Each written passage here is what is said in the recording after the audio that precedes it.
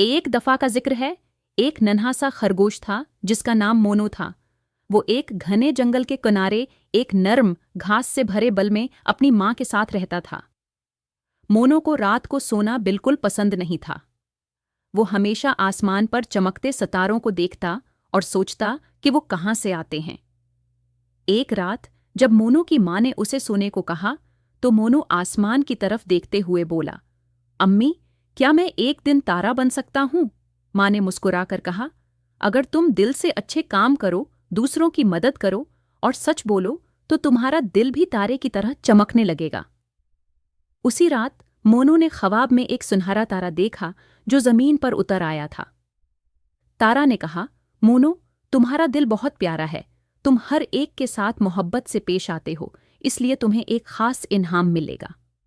जब मोनू जागा तो उसके बस्तर के करीब एक नन्ही सी चमकदार रोशनी थी जो आंख झपकने से गायब हो गई। तब से मोनू हर रात खुशी से सोता क्योंकि वो जानता था कि उसका दिल एक तारा है जो सबके दिलों में रोशनी बखेरता है। सब्र, नेकी, सच्चाई और मोहब्बत से इंसान दिलों में चमकता है, बिल्कुल एक रोशन तारे की तरह।